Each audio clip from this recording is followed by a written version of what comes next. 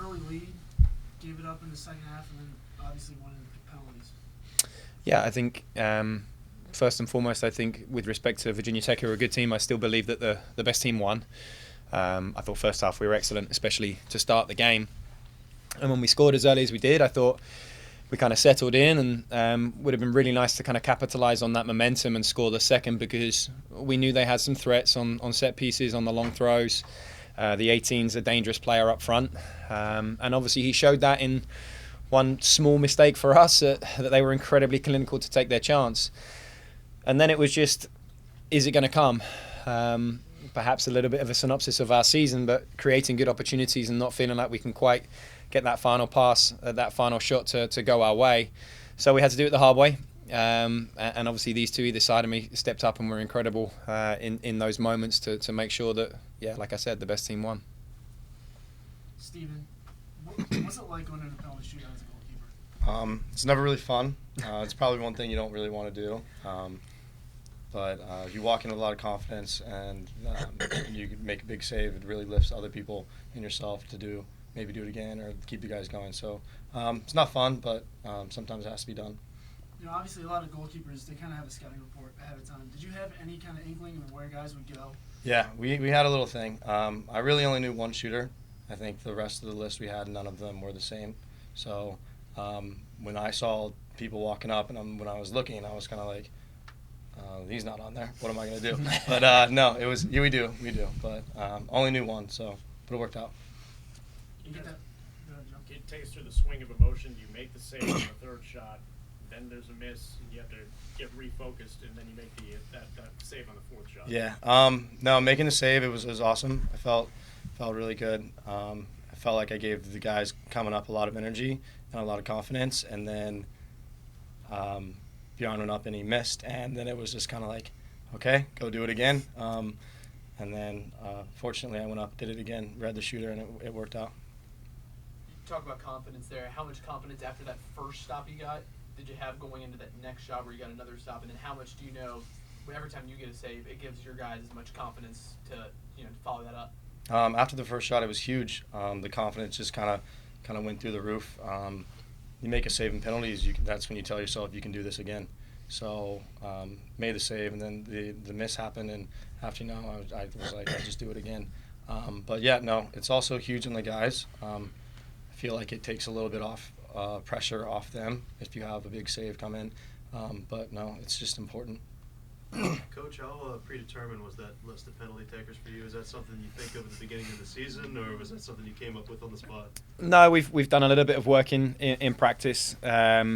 We actually didn't do a great deal yesterday, to be honest. We had a 5 in mind. That 5 shrank quite quickly when it came to the crunch. At the end of the day, you want the players to want to take the penalty.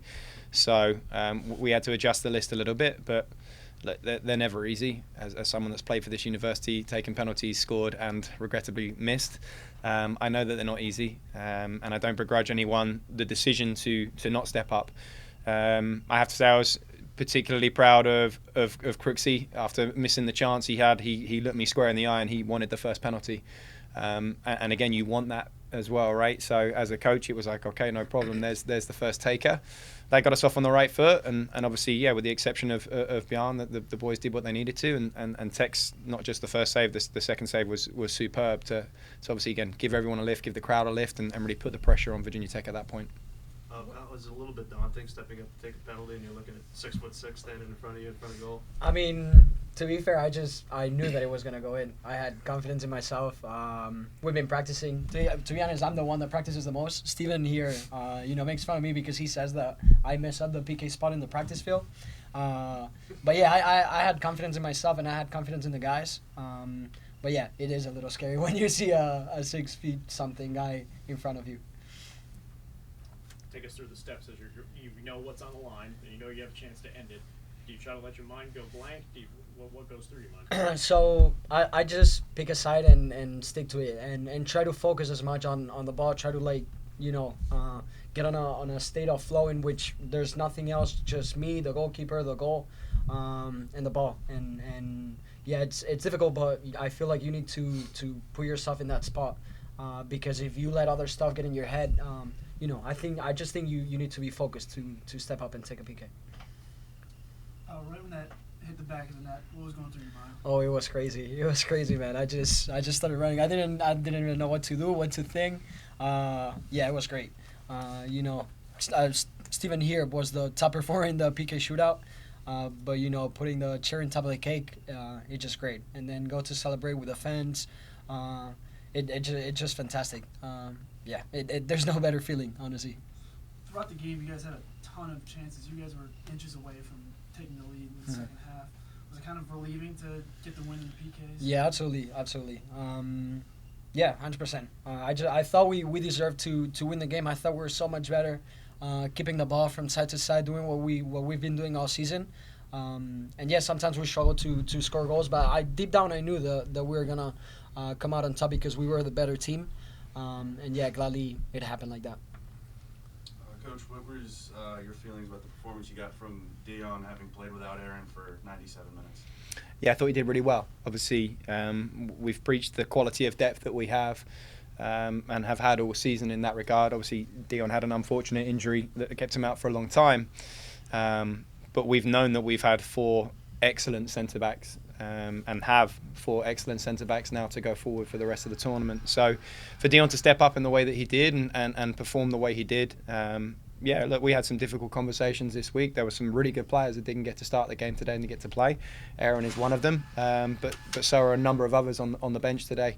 So I was proud that when Aaron came in, he showed a good attitude. He responded well in training following that disappointment. And then similarly, with Dion, working his way back in and building up minutes up to this point in the season for us to give him the nod today and for him to perform the way he did. He did himself justice, and I'm incredibly proud of not just him but the entire team performance. And there's obviously more work to do with many matches hopefully going forward, but do you feel that this result validates the season to this date and your seeding in this tournament? I do think so. Yeah, I think the